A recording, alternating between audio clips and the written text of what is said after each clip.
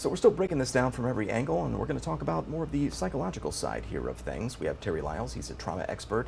He's joining us to talk about the latest with this and kind of talking about the traumatic pieces to all of this and how it might impact people. Terry, good morning. Thank you so much for joining us. We do appreciate it.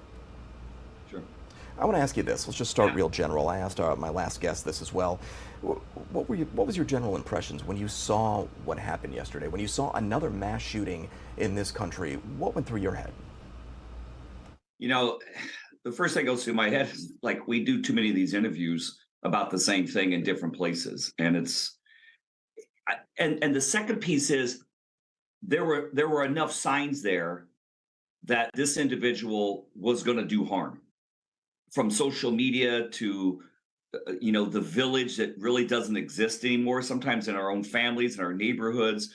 I think the biggest takeaway from this is, as tragic as it is now, is if you see something, you have to say something. I think we're in a culture now that people are afraid to engage and help our neighborhoods and communities be safer, more agile, more productive. And I think the biggest tragedy outside the loss of life here in this situation, again, is that people were aware this individual was unstable and somehow nothing got done. I don't want to blame other people, but we have to pay attention to what's happening in our own surroundings and our own neighborhoods, our own schools, our own communities. And in this case, what kind of signs were available? What are you alluding to? What was this suspect, the person that was gunned down by police responsible for this shooting? What kind of signs did he exhibit that people should have maybe reported or picked up on? Well, there's indications that, he was posting about this, in social media, what he was going to do before he did it. That, he was getting fired. Okay, so if somebody's going through a situation like that, I mean, I think we've got to draw closer to those people and say, maybe no one knew, but maybe I'm just reading between the lines. But listen, I've got to be responsible for my family and my village. So if something's going on, we got to draw closer to those individuals and say, hey, are you okay? Do you need anything? I'm here for you. I'm here to support you. And if there are no signs, there's nothing anybody can do, obviously, but why does an individual get to a place to where something obviously snaps? Almost in every case, these individuals are going to die that go do shootings, right? We know that. We cover enough of these stories. They either shoot themselves or they get shot. Something clicks and they become fatal to themselves and to others. That is a mental health situation, but it doesn't mean that they're in a mental health crisis. It just means that something happened to them and no one saw it. And I think the tragedy is we've got to keep paying attention to the people around us and our workplaces, our neighborhoods, and our families, because this violence continues to happen. And I don't know that there is an answer outside of we have to get a greater hook into the people around us and how can we hurt and save other people as much as possible by just being open with them and caring. Yeah, and I kind of wanted to go down that route with you because, again, alluding to my last guest, because a lot of these are the same questions, getting different perspective.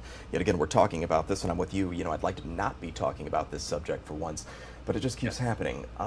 Do you feel like there is some kind of answer to all of this? How do we stop this? Is it really just a matter of being more aware and picking up on the cues somebody might be putting out, or is there a deeper issue, a sociological issue to all of this that needs to be addressed that just isn't being addressed? Oh, I think it's much deeper. I mean, we could go all day about this, but I think we live in a culture of violence, and we've been anesthetized to the fact that violence is normal. From the war games that are out there online to the way that people talk to each other on social media, the level of bullying that goes on in schools, universities, and companies, it's out of control. So we have a human condition issue right now in our culture. And it seems to happen more in the United States than it does anywhere in the world. So we've created a culture of violence that seems to be the reward. And it's not the answer, and it's surely not the reward. It's an explanation point to a really bad sentence.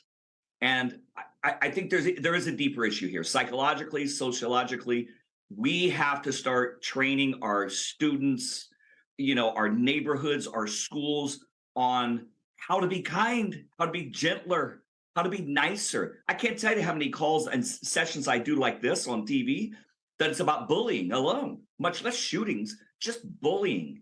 People that are just so aggressive, more so than I've ever seen in my lifetime. And I've lived a while, and I'm telling you, things I see from the ball fields to the soccer fields to classrooms, bullying and violence is now the norm and the threat to get what you want. And I wanted to ask you about that piece that you mentioned, the culture of violence piece. So do you feel like in our society there's kind of a co-signing on violence, whether it's on video games, it's kind of permitted there. In other parts of our society, permitted there, glorified in certain types of media maybe. Do you feel like these concessions, the co-signing on violence in certain circumstances, could be what leads to that culture of violence, or at least plays a part in that? What do you think? Absolutely. And what happens is the way that our minds, our brains, our bodies are wired, our mind body capacities, is when the line of fiction and reality gets blurred, it becomes both. So you can play video games, you can, shoot people with AR-15s and do all that. No one's talking about really today or yesterday or last week or the week before that when we were doing this with other incidents like this, you know, looking at these video games. Instead, it's like, let's get the guns off the street. Look, I'm all about, let's be safe. But I mean, we are a culture of violence. And, the young people around me, we don't play those games. Those are not games to me. That's reality. I've seen enough dead bodies in my life. I've been in war zones. That's not a game. And we don't play those games.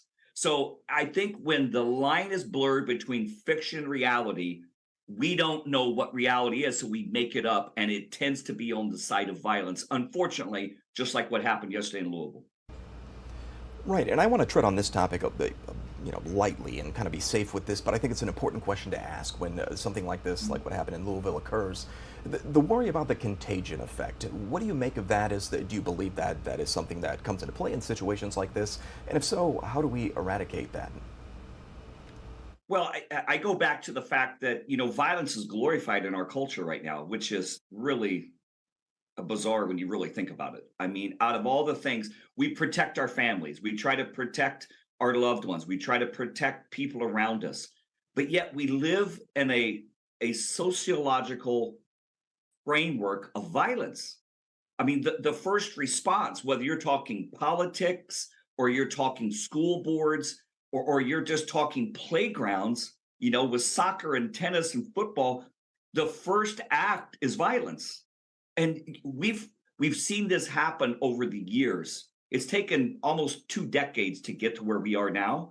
I've lived long enough to see these changes matriculate to where we are now.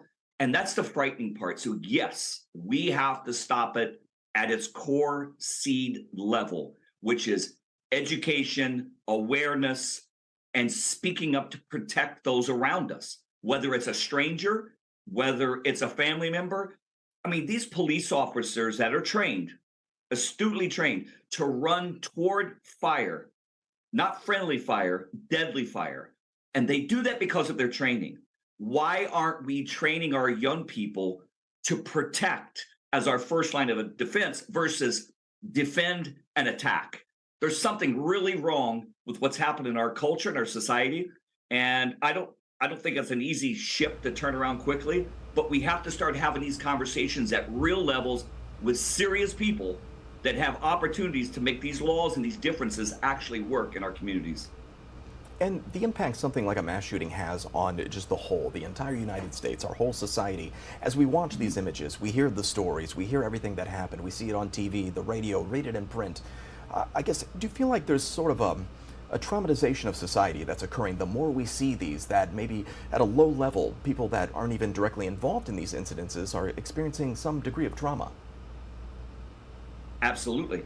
I mean, trauma comes in different levels, and the line that I find with doing trauma all my career is the closest to the epicenter you are, the bigger the reverberation of the trauma can be, psychologically, mentally, emotionally, spiritually, physically.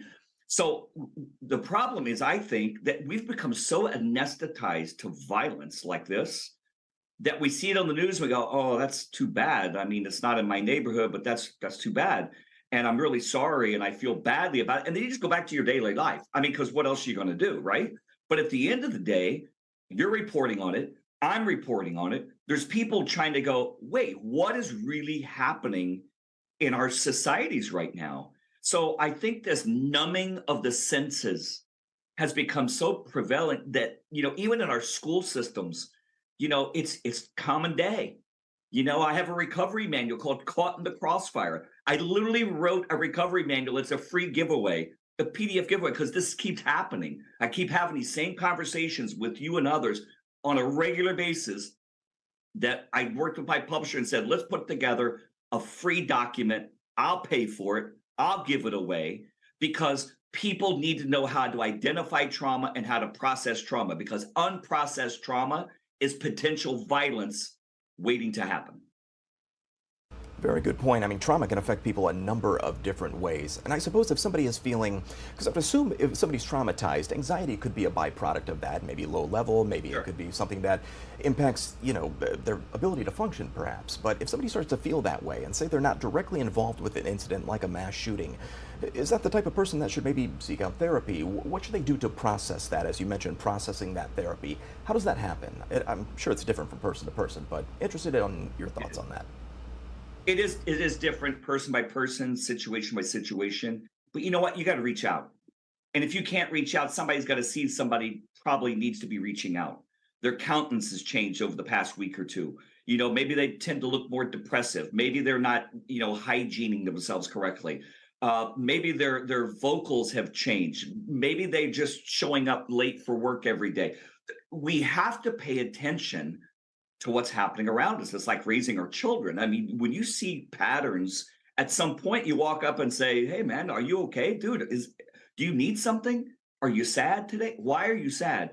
We've just become so focused on unfortunately, the social media realness of life. I care more about what 5,000 people think about me that I don't know on social media than I do what's happening in my neighborhood.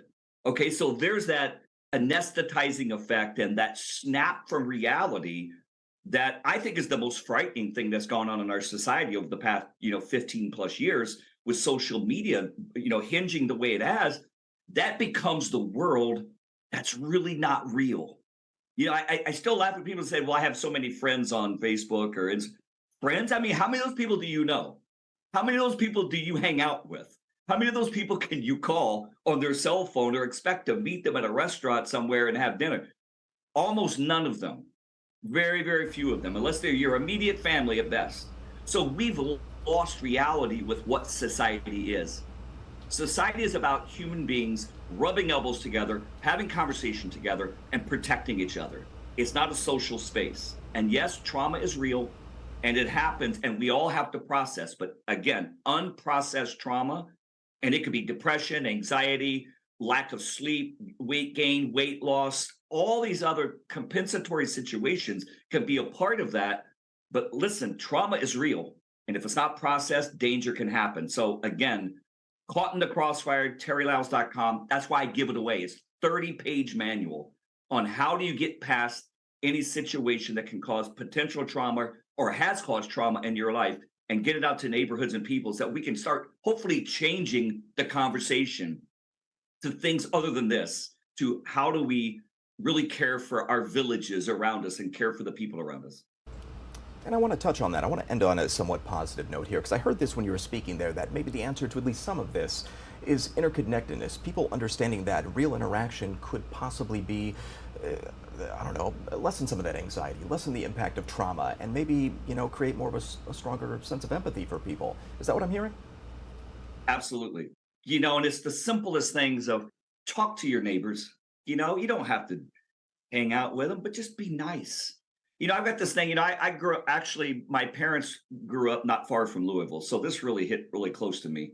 I grew up in Indianapolis, but, they grew up in the Kentucky area, years ago, drove back and forth. We spent weekends there. And, there's a thing in the South, where you're driving down the car, you got your hand and you just wave at people. I wave at everybody. I wave at dogs. I wave because it's this sense of, hey, I see you and you see me. That's community. And people will wave. They'll just wave. Oh, hey, what's up? I don't have to text them, email, social media, find them. Just be aware of the people around you every day at the grocery store, at the gas station, your neighbors next door to you. I mean, if we could just acknowledge people and just say, hey, how are you doing? And not make it a cliche, but like I saw my neighbor the other day, and she was outside. I said, "Hey, are you okay?" She just looked a little different. She goes, "Yeah." And after an hour of conversation, no, she's not okay. Her daughter's got situations going on. There's a relationship issue going on. But it was just because I asked the question. Little did I know I was going to get the real answer. But that is connectivity. That's the world we live in, and whether we like it or not, unless we go to Mars, we are about connections and relationships. A lot of great points, a lot of great advice there. Terry Lyles, mental health expert and trauma expert as well. Thank you so much for joining us. We really appreciate your insight and tips here today. Thank you so much. You take care.